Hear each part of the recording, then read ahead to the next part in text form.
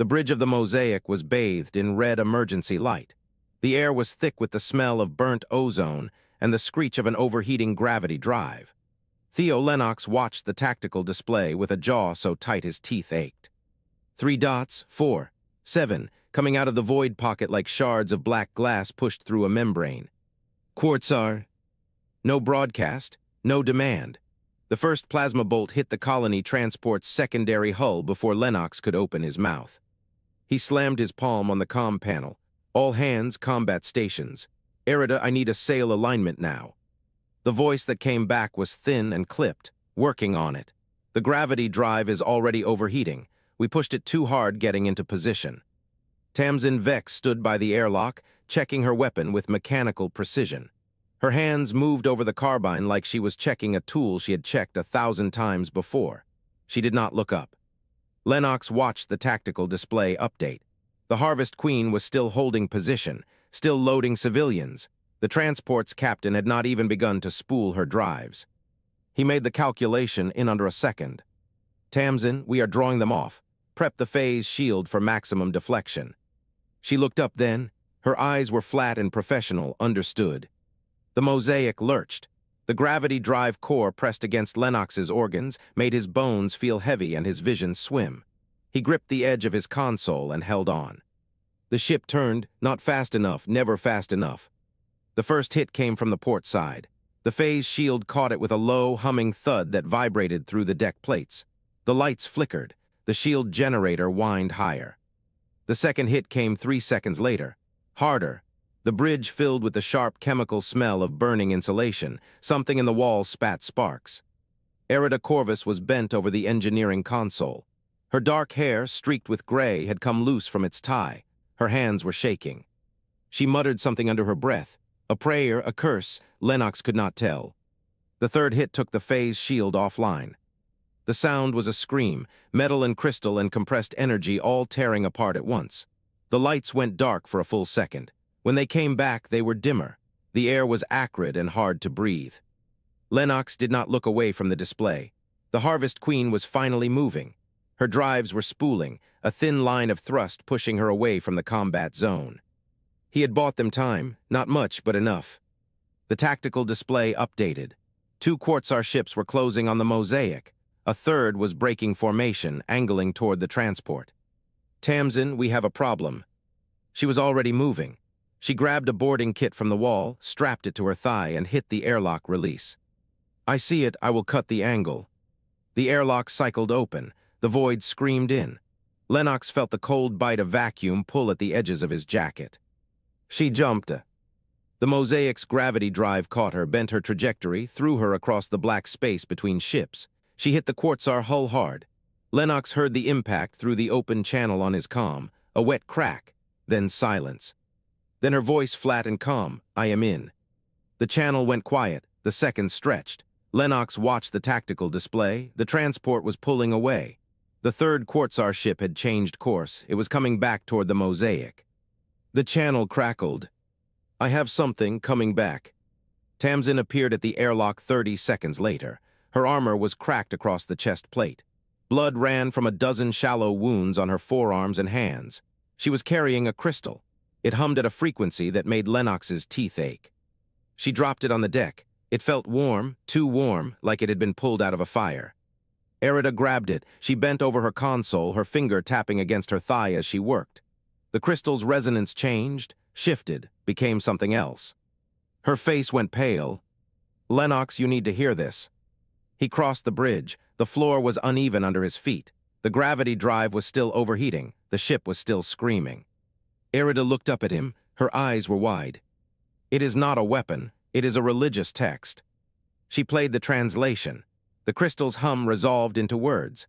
A voice, speaking in the low, grinding harmonics of Quartzar speech, filled the bridge. Organic life is a flesh corruption, a transient stain on the perfect silence of the universe. Humanity is a song that must be silenced. Lennox stared at the crystal. The cold certainty settled in his chest like a stone. This was not a war for resources, not a war for territory. The Quartzar would not negotiate. They would not accept surrender. They were here to erase humanity from the universe. He looked at the tactical display. The transport was almost clear. 90 seconds and she would be able to make the jump to the waypoint. Then the display updated. A second Quartzar fleet dropped out of a void pocket directly behind the Mosaic. 13 ships, 16, 20. They formed a wall of black crystal between the Mosaic and the only escape route. Tamsin followed his gaze. She did not move, she did not speak. Erida's tapping stopped. Her hand went still on her thigh. The bridge was quiet except for the screech of the gravity drive and the hum of the damaged phase shield. Lennox looked at the crystal on the deck, at the fleet on the display, at the transport still 1 minute from safety. They were surrounded. The command chamber of the Quartzar flagship was a wound in space. Jagged black crystals thrust from every surface like broken teeth. They caught the faint light and fractured it into rainbows that hung motionless. The temperature pressed against absolute zero. Quartzar stood at the center of the geode. His body was faceted obsidian, tall and sharp, with spires of darker crystal growing from his shoulders. He did not breathe. He resonated. The frequency of the ship's systems pulsed through him. Clean, ordered, perfect. Korath knelt at the threshold. His red crystal ground against the floor with each shift of his weight. The sound was a low tectonic scrape. He did not rise until Quartzar acknowledged his presence. "Speak." Korath's voice was the rumble of stone on stone. "The human ship escaped the void pocket. I could not prevent it."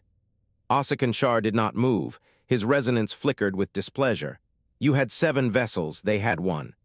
Their shield absorbed 3 volleys before failing. They did not retreat. They did not surrender. They fought. Organic madness." "Yes, Warlord," Korath straightened slightly, "but I brought a trophy." He placed it on the floor between them. The body was small, soft. It lay on the crystal floor in a pool of spreading red moisture. The skin was pale and wet. The limbs were thin and jointed in ways that offended Quartzar's sense of structural efficiency. He stepped forward. His clawed foot struck the crystal and sent a sharp note through the chamber. He stopped above the corpse. He lowered himself. The smell reached him first, warm, organic. It carried a chemical complexity that made his resonance shudder. He extended one crystalline claw. He touched the chest. The residual warmth shocked him. It was a heat that should not exist in a dead thing. The flesh gave under his touch. It yielded like mud, soft, weak, wet. He withdrew his claw and stared at the moisture that clung to the black crystal. Disgust flooded his frequency. A low harmonic of revulsion. He could not purge the sensation. "What are they made of?" Korath answered. "Carbon, water, calcium, trace minerals. The body collapses without constant energy input. They leak when broken." "They leak," Quartzar repeated. The words felt wrong in his resonance. They were sounds for things that should not exist. He circled the corpse. The face was slack. The eyes were open and empty. They were pale blue like diluted sky. He noted the absence of carapace. No natural armor, no crystalline structure, no resonance at all. "How do they navigate?" "They use a gravity drive, Warlord.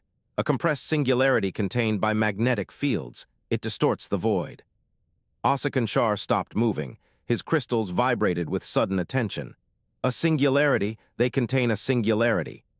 Crudely unstable, the margin of failure is microscopic. And they use it to move through the void." "Yes, Warlord." He looked down at the corpse. The contradiction offended him. A species that could not survive vacuum, a species that leaked when broken, a species that had no resonance, and yet they rode a contained star through the silence between worlds. Their weakness was also their madness. He understood this now. They did not fight with logic, they fought with desperation. They threw themselves at stone walls until the walls cracked, or they did. They had no sense of order, no reverence for the clean structure of existence. They were noise, chaotic, wet, burning. The edict of cleansing spoke of organic life as a transient corruption. Quartzar had accepted this as doctrine. Now he felt it as truth. The warmth on his claw was an infection. The memory of it made his resonance ache. "They must be silenced." Korath bowed his head. "The fleet stands ready, Warlord." "No," Quartzar turned and walked to the center of the chamber. The crystals around him hummed. They recognized his frequency. They answered. "We will not chase them through the void. We will end them at the source." He raised his claw. The command chamber responded. A section of the crystal floor split open. A pillar rose from beneath. The resonator was ancient. It predated the Quartzar as a species. It was a cylinder of dark stone wrapped in bands of metallic crystal. It had no visible power source. It hummed at a frequency that made Korath-Vak's crystals vibrate in pain. Quartzar placed his claw on its surface. The humans have a world, a planet, dirt and water and carbon. He felt the resonator's memory. It had shattered moons. It had turned continents to dust. The gravity drive burns, the resonance will break. He turned to face Korath-Vak. The light fractured around him. His silhouette was a constellation of sharp edges. We will converge on their system. We will enter orbit. We will fire the resonator into their planet's crust. The frequency will propagate through tectonic plates. The ground will shake. The structures will fall. The atmosphere will boil. Korath-Vak's grinding shifted. The humans on the surface, Warlord. We'll feel it. Quartzar's resonance flattened into something cold and final. Every one of them will feel the vibration moving through the stone beneath their feet.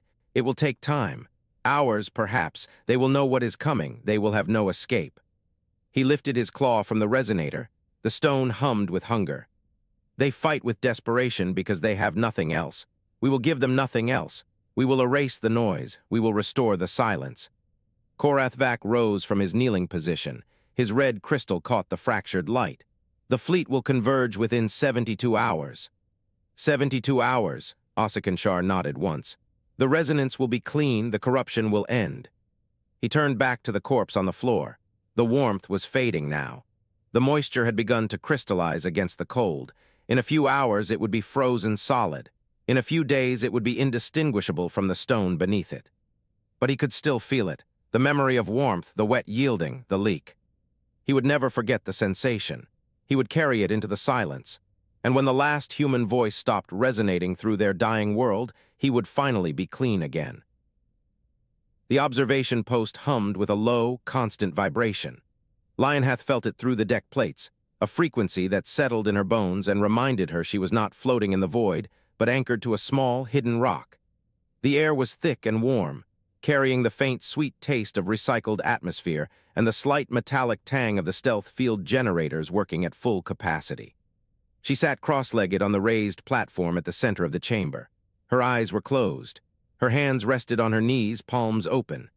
The psionic relay pulsed against her temples, a soft blue light that matched the glow emanating from the walls. Through it, she saw the battle. Not with her eyes, with her mind.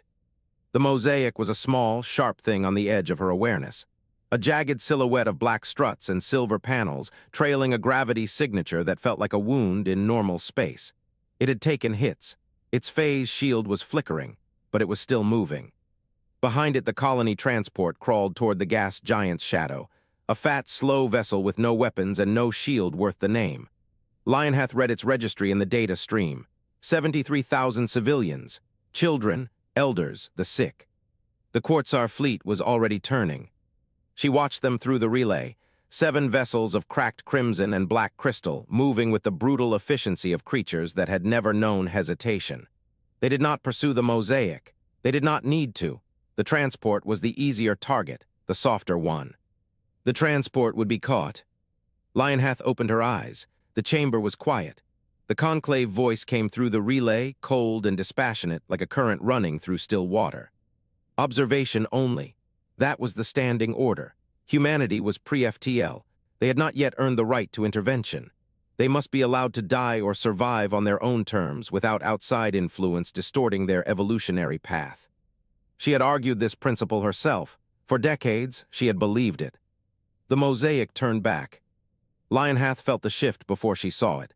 The gravity drive changed pitch, a deep thrum that resonated through the stealth field and made her inner ear ache. The human ship was accelerating, not away from the battle, toward it. She closed her eyes and dove deeper into the relay. The distance between the Mosaic and the transport collapsed.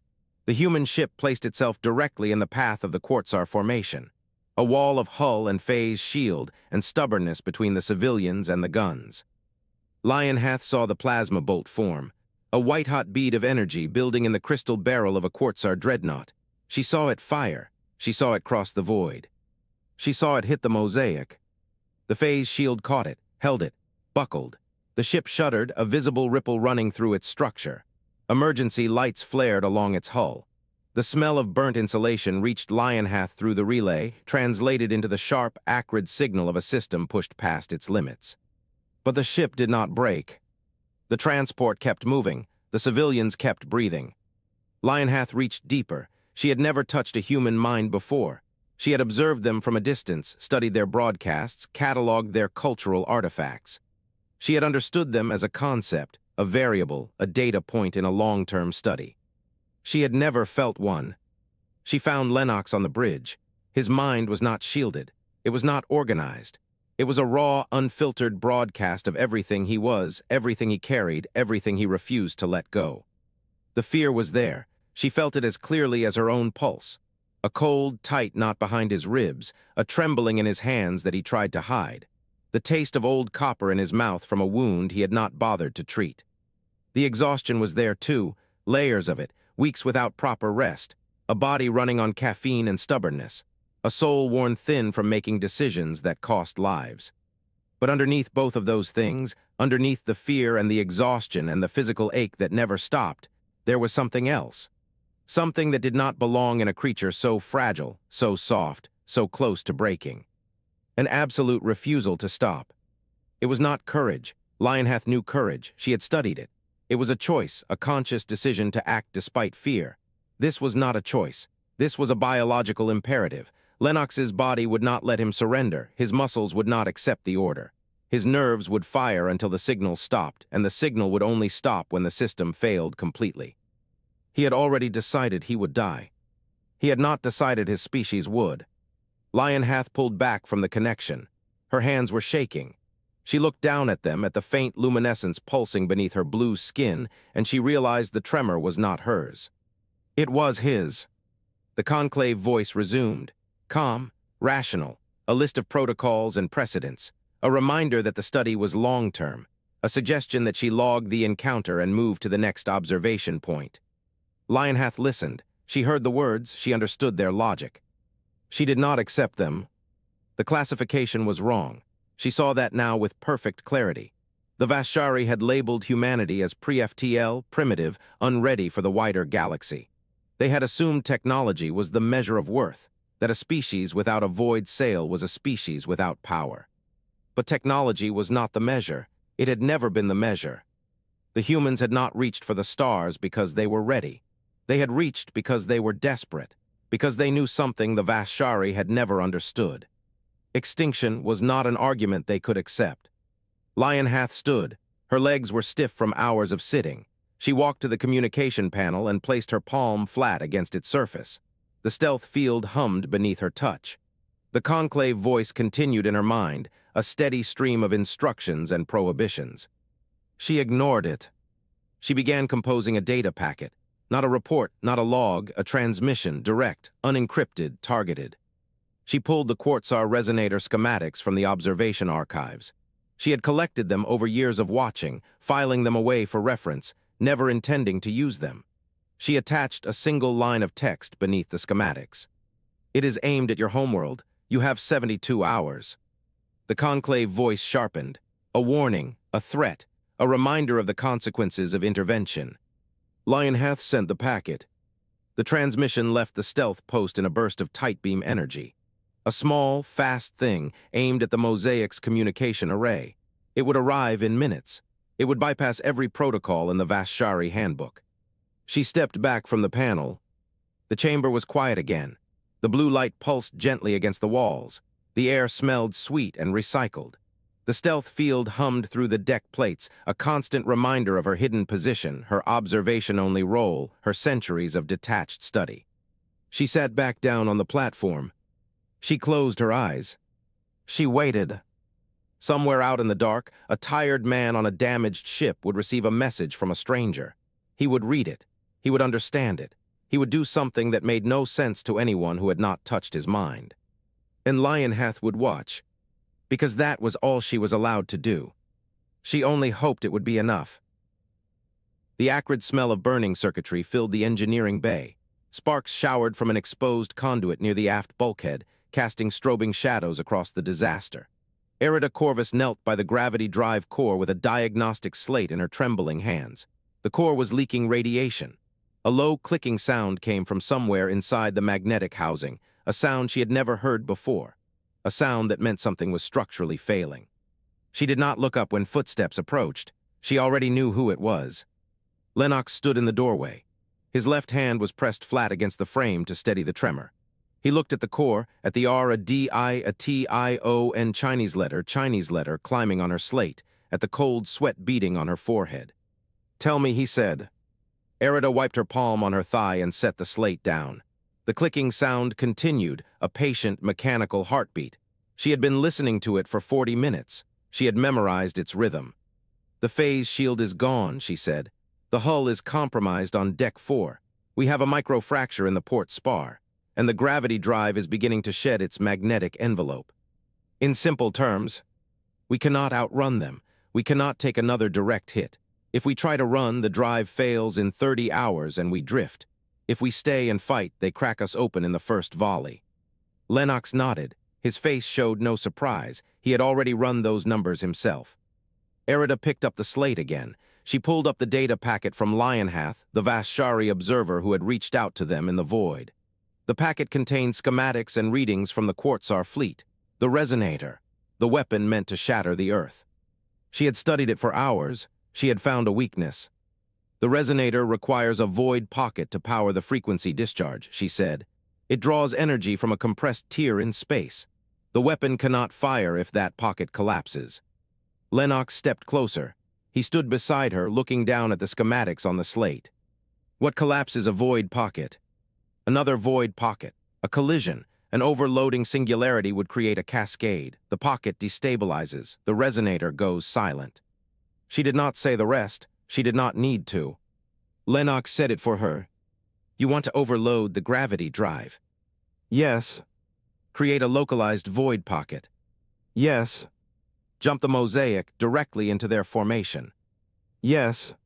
"Use the ship as a missile?" Erida closed her eyes. She felt the vibration of the failing hull through her knees.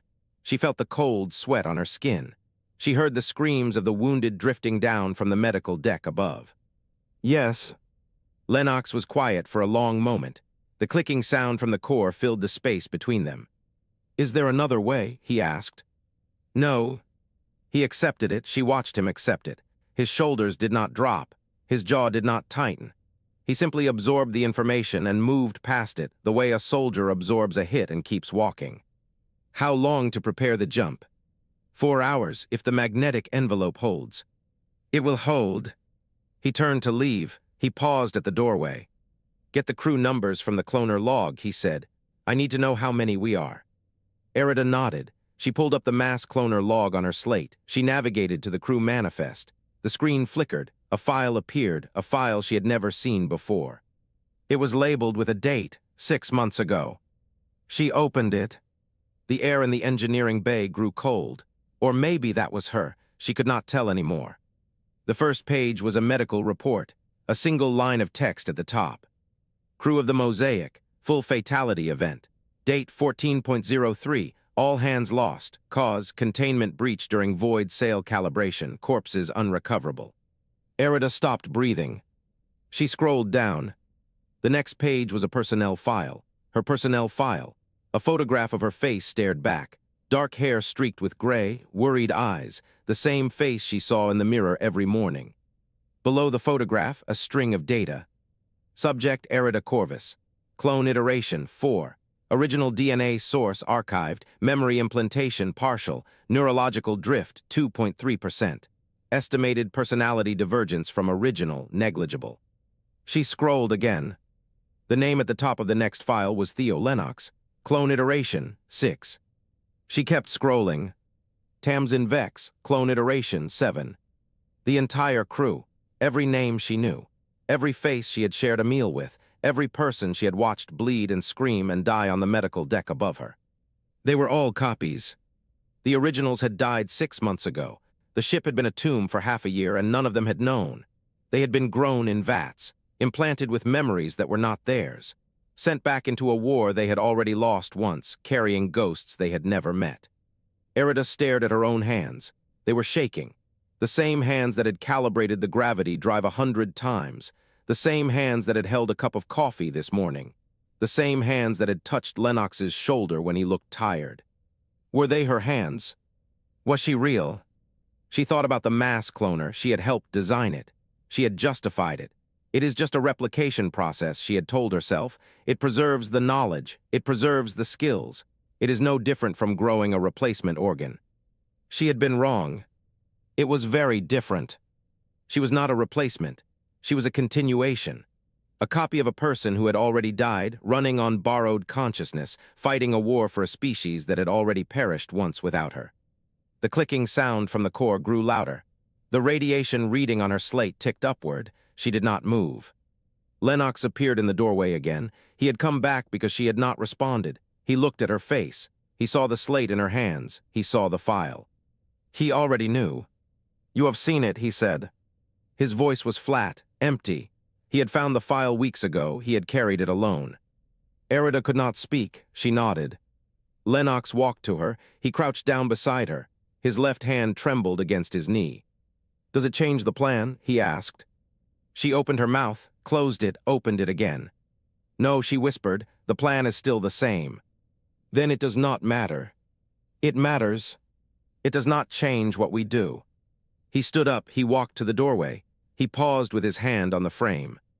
"I have to give the order," he said. Erida watched him go. She heard his footsteps fade down the corridor. She heard the distant hum of the intercom system powering on. Lennox's voice came through the speakers, flat, calm, empty. "All hands, this is the captain. We are jumping into the Quartzar fleet formation in 4 hours. It is a one-way trip. If you have messages to record, record them now. I will not lie to you. There is no return from this." The intercom went silent. No one objected. No one screamed. The ship had already been dead for 6 months. Erida looked down at her hands again. The hands of a copy. The hands of a woman who had never been born, only grown. She pressed them flat against the deck and felt the vibration of the failing hull. It did not matter. She was still here. She still had work to do. She picked up the slate and began the jump calculations. The Mosaic jumped. The transition ripped through the ship like a claw. Hull breaches opened in 3 sections at once. Vacuum was instantaneous and cold.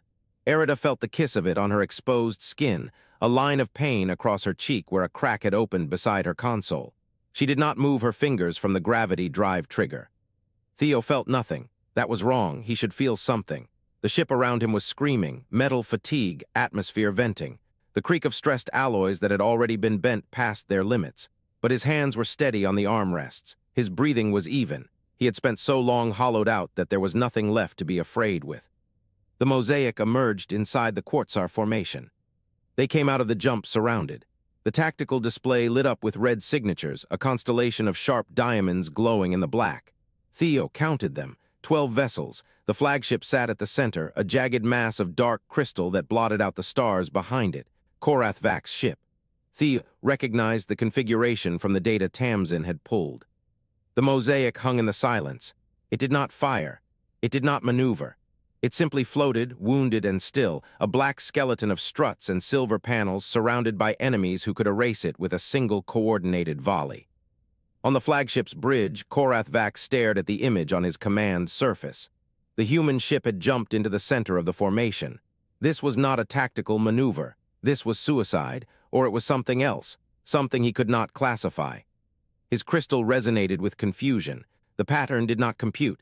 A ship that fought like a cornered predator did not suddenly present itself for slaughter. He scanned the weapons status of his fleet. 12 vessels, full charge on all plasma arrays. The resonator was cycling on the vessel behind him, still warming, still preparing for the strike on the human world. Give the order his warlord had commanded. End them. Korath-Vak raised his command arm. The quartz in his forearm pulsed with amber light. All vessels lock weapons. The fleet obeyed. Theo watched the targeting locks appear on his display, 12 of them, each one a bright, hungry point of light. The hull of the Mosaic creaked again. A panel near the observation window buckled inward. The cold of space touched the bridge, a faint whisper of absolute zero against the back of his neck. The Mosaic did not fire back. Instead, it broadcast a transmission. The signal was old. The Quartzar communication systems decoded it with contemptuous ease, expecting a surrender, a threat, a final act of defiance. What they received was none of those things. A voice filled the silence of the Quartzar bridge. It was human speech, but not a human voice any of them had ever heard. The recording was degraded, thin and distant, pulled from a data archive a century old. The voice was calm, steady, almost gentle. This is a small step for a man, a giant leap for mankind. Korath-Vak's resonance stuttered. He did not understand. The translation subroutines failed to parse the meaning. A small step, a giant leap. There was no tactical content, no threat, no plea. The human ship had transmitted a recording of its own dead, a voice from a corpse. The fleet hesitated. Theo watched the targeting locks flicker. The Quartzar ships held their fire, not because they were moved by the words. They did not understand the words. They hesitated because the behavior was so far outside their frame of reference that their command protocols paused to recompute. The ship was not fighting. It was memorializing itself. That was all the time they needed. Erida's fingers moved. She triggered the void sail. The ancient artifact woke beneath the Mosaic. It had been dormant for so long that the crew had begun to think of it as decoration, a piece of alien technology bolted onto a human ship because no one knew where else to put it. But it was not decoration. It was a sail, and it had been waiting for something to push against. The resonator fired. The beam was invisible. It was a frequency, not a projectile, a wave of concentrated vibration that traveled through the void at a speed that made light look slow. It was aimed at Earth.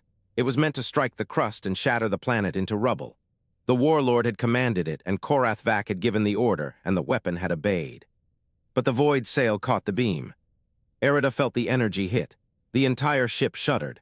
The temperature on the bridge dropped by 20 degrees in a single second. Frost formed on her console. Her teeth ached.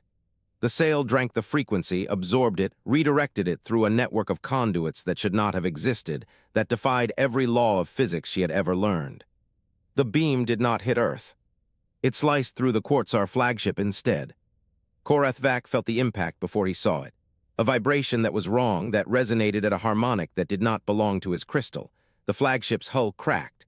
The crack ran from the bow to the stern in a single clean line, a surgical wound that opened the ship to the void. Atmosphere vented. Crew members were pulled into the vacuum, their crystalline bodies shattering as they depressurized. The flagship began to list. Power failed in the aft sections. The resonator went dark, its frequency cycling down into silence. Korath-Vak stood on his bridge and watched his warlord's ship die. Theo watched it too. The flagship was crippled. It could not fight, it could not flee. The other Quartzar vessels had broken formation, scrambling to respond to a situation their doctrine had never prepared them for. Their weapon had been turned against them. Their commander was adrift. Tamsin Vex was already at the airlock. She did not wait for orders. The Mosaic's docking tube extended, a fragile silver line connecting the human ship to the dying Quartzar vessel. She stepped into the tube without looking back. Erida pulled her hand away from the gravity drive trigger. Her fingers were white. The cold from the hull breach had numbed them. She looked at Theo. He was not looking at her. He was watching the flagship. The crack in its hull was still spreading, a slow, beautiful fracture that caught the light of distant stars. The ship should not have survived that. It did. But the void sail was gone. The energy had burned it out. The ancient artifact was dead, a blackened husk beneath the Mosaic's belly. There would be no second redirect, no third chance. Theo unstrapped himself from his chair. His legs were unsteady. The tremor in his left hand was back, worse than before. He walked to the observation window and looked out at the crippled flagship. Tamsin was already inside. And somewhere in that broken vessel, Ossikanshar was still alive. The airlock seal blows inward with a hollow bang that Tamsin Vex feels in her teeth. She steps into the Quartzar flagship and the gravity grabs her wrong, heavier than it should be, pulling sideways, making her inner ear scream. The cold is worse. It bites through her torn suit like a living thing. Her team fans out behind her. 3 soldiers, all that remains of the boarding complement. The rest are dead or drifting. The corridor is wrong, not built for bodies like hers. The walls are faceted crystal that catches the emergency light and throws it back in 1,000 fractured beams. Everything glints, everything cuts. A Quartzar soldier rounds the corner ahead. It sees her. She does not wait. Her rifle comes up and she fires 3 rounds into the joint where its arm meets its torso. The crystal cracks. The creature lets out a sound, not a scream, something lower, a grinding that she feels in her chest. It keeps coming. She steps forward and shoots it again. The thing falls. Tamsin does not stop moving. She takes a plasma bolt to her left shoulder. The impact spins her. Her suit seals over the breach, but the smell of burning insulation fills her helmet. She does not look at the wound. She keeps walking. Another Quartzar. She fires until the rifle clicks empty, drops it, draws her sidearm. Her hand is shaking. She tells herself it is the cold. The command chamber is a collapsed cathedral of black crystal. The ceiling has caved in. Shards float in the wrong gravity, spinning slowly, catching the firelight from somewhere below. The air smells like ozone and something else. Something hot, something alive. Quatzar stands in the center of the ruin. He is magnificent. Tamsin can admit that. 7 feet of jagged black crystal that catches the emergency glow like polished obsidian. His shoulders are a landscape of spires. His eyes, if they are eyes, burn with a deep amber light that pulses in rhythm. One of his arms is gone. The remaining stump leaks a viscous fluid that glows faintly green.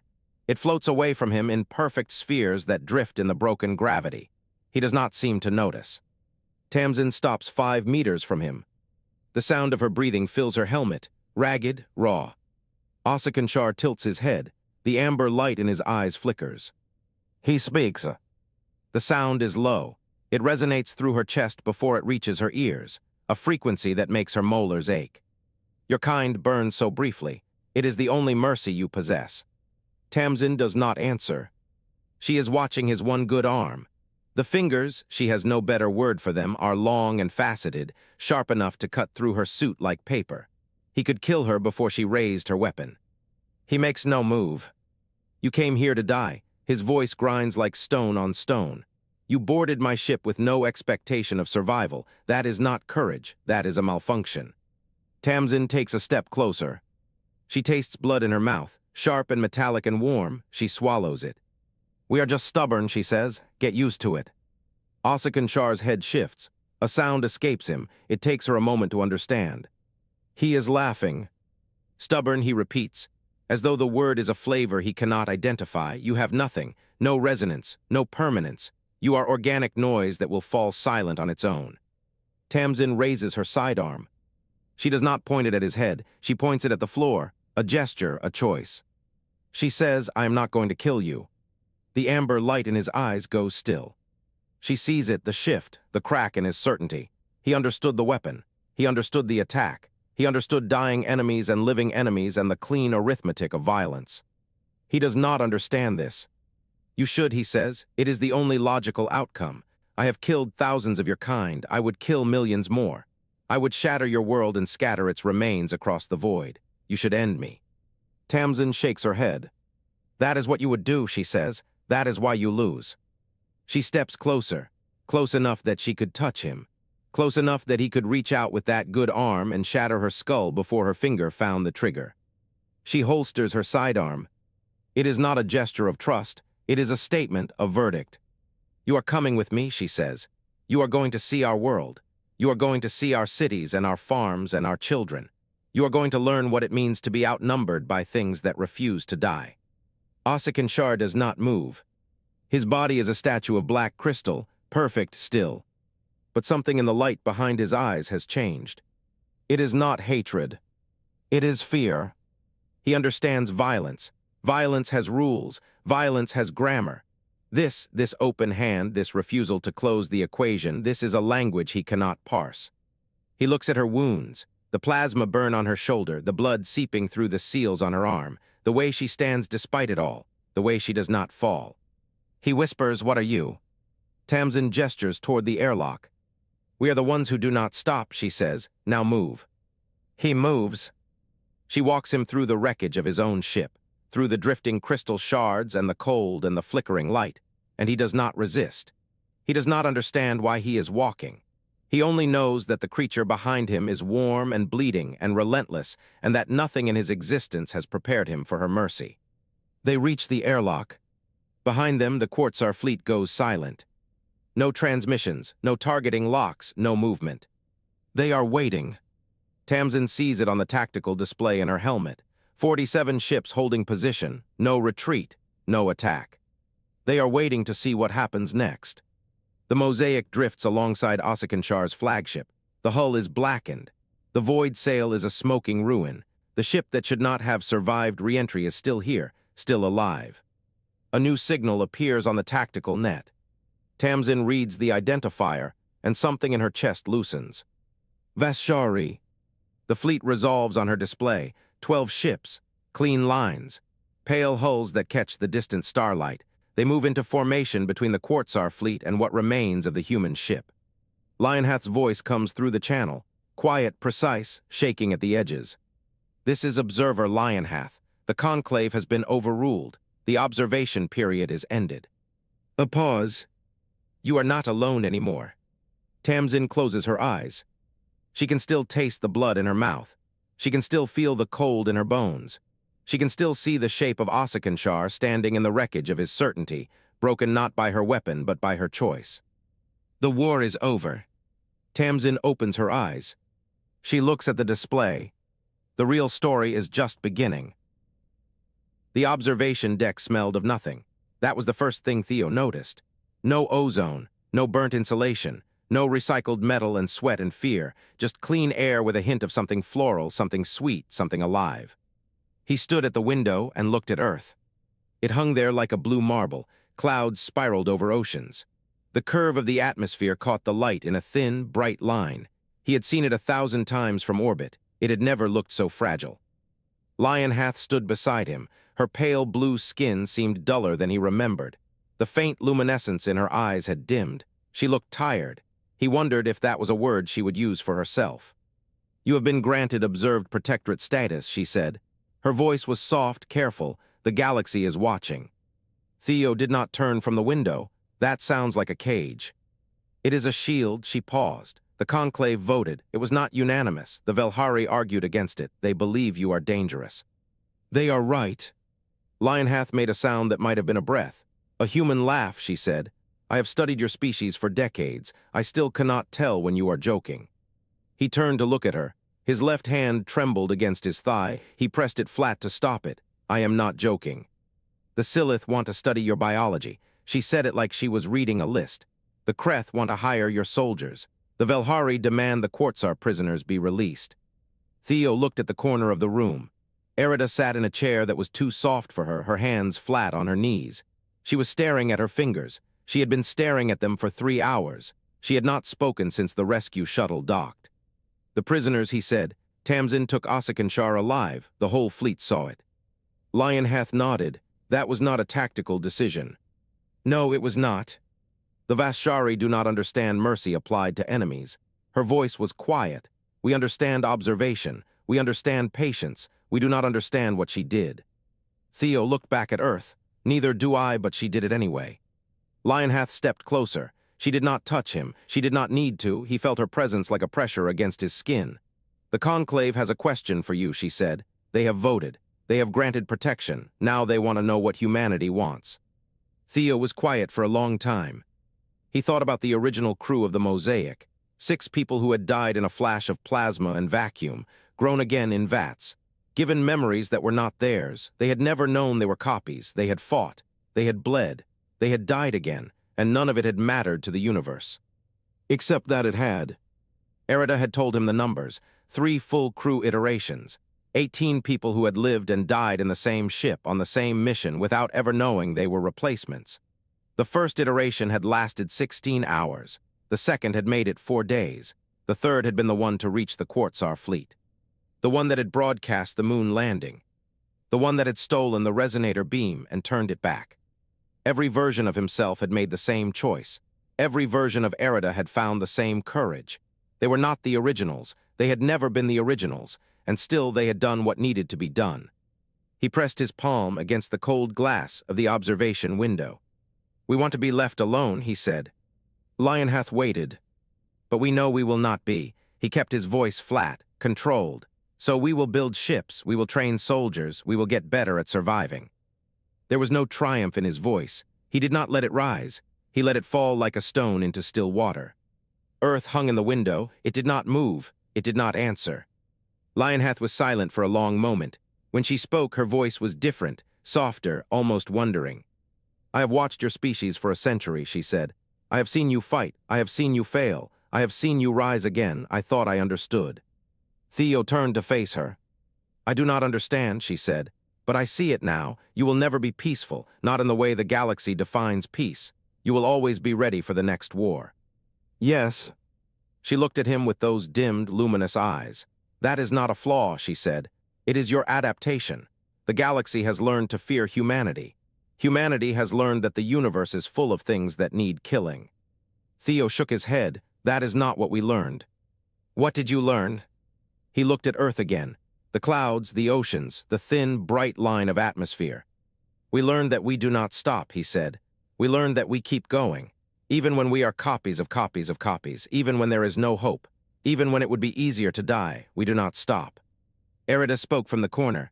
Her voice was raw, scraped clean of emotion. I found the log, she said, the original log, the one that told me what I am. Lionheath turned. The room felt smaller. I'm a clone, Erida said. I have been a clone for 6 months. I did not know. I lived. I worked. I fixed things. I was afraid. I was tired. I was real. She looked up. Her eyes were red. She had been crying. She had stopped crying. I fixed the gravity drive, she said. I found the hidden file. I did all of it, and I was never the original. Theo watched her. I do not know if that makes me less, she said, or if it makes me more, but I am still here. I am still breathing. I am still a person. Lionheath walked to her. She knelt. It was an alien gesture, a crystal being kneeling before a human. The room was silent. You are a person, Lionheath said. The galaxy will argue about that. The Silith will want to dissect you. The Kreth will want to hire you. The Velhari will demand you be returned to the Quartzar. She paused. But I know what I saw. I saw you turn a dying ship into a weapon. I saw you steal a god's hammer and break it against your enemy. I saw you refuse to die. She stood. That is humanity, not the biology, not the fragility, that refusal. Theo looked at Earth one last time. The door to the galaxy opens wider, he said, and we step forward, bloodied, unbroken, unwilling to stop. Lionheath nodded. A tone sounded from the bridge, soft, urgent, a message. Lionheath touched her temple. Her eyes flickered. Her face went still. There is a Silith signal at the edge of the system, she said. Theo tensed. Erida stood. It is not a threat, Lionheath said. She looked at Theo. Her voice carried something he had not heard before, wonder. Your biology, the signal says, is a paradox. We wish to understand it. Theo stood at the window. Earth did not answer. But he did. He did not speak. He simply waited, hand pressed to the glass, tremor steady, eyes fixed on the blue marble that held everything he had ever loved, everything he had ever lost, everything he would build again. The galaxy had opened its door. Humanity stepped forward.